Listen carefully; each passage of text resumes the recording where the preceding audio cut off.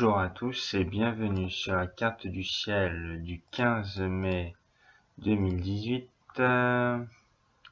Donc durant la journée, à 7h56, le soleil s'est levé, a un peu avancé dans la matinée.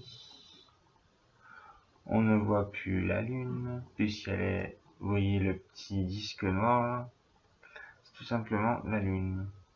Et oui. Mais comme c'est la nouvelle lune, elle n'est pas visible.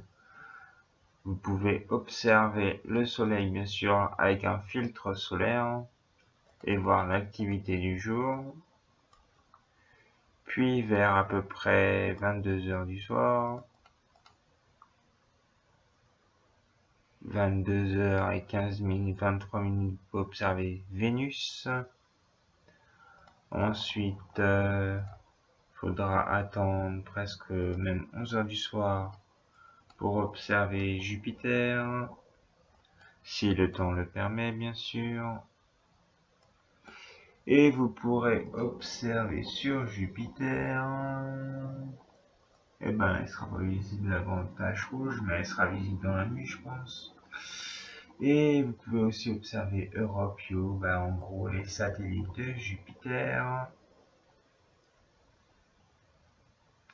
Bien sûr, avant d'observer Jupiter, la planète, vous pouvez observer différentes étoiles, comme l'amas du cœur percé, des nébuleuses qui sont situées à l'ouest et qui disparaîtront avec Vénus dans la nuit. C'est pour ça qu'il vaut mieux commencer une observation à l'ouest et la finir au sud-est, car au sud-est, c'est là où les objets montent dans le ciel, comme Vénus, comme Jupiter. Vous avez le temps de l'observer, tandis que Vénus, vous n'avez pas trop le temps, parce que Vénus, à 23h et presque minuit, elle n'existe plus. Enfin, elle n'existe plus, elle est plus observable. Voilà. Elle existe toujours, mais elle n'est plus observable. Et c'est pareil pour les autres astres, comme les amas de la crèche, tout ça. Plus la nuit va passer, et plus elle va descendre. Et plus Jupiter va monter.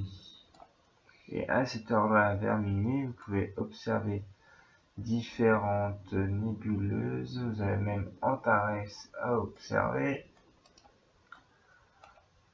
Vous pouvez aussi observer M80, que voici, superbe amas globulaire.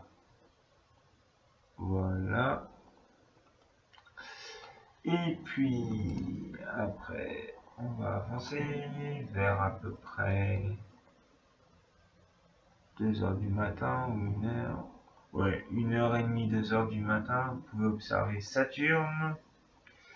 Et puis sera suivi à 3-4h du matin de Mars. Voilà, je m'arrête à 4h20.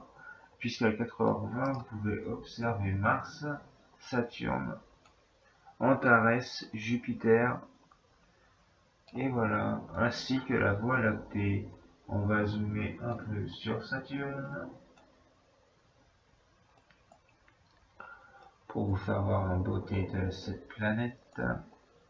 À savoir que quand vous l'observez au télescope, vous pouvez observer ceci avec un télescope moyenne gamme. Si vous zoomez, moi, ce que j'arrive à faire quand j'observe Saturne, j'arrive à aller jusqu'à ça.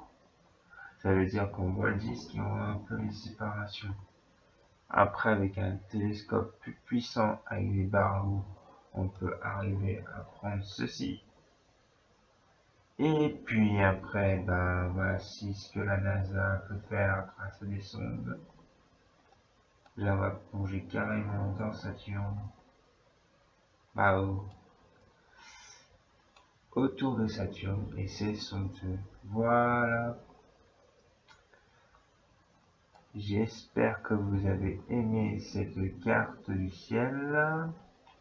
Et je vous dis tout simplement à demain. Merci à vous tous.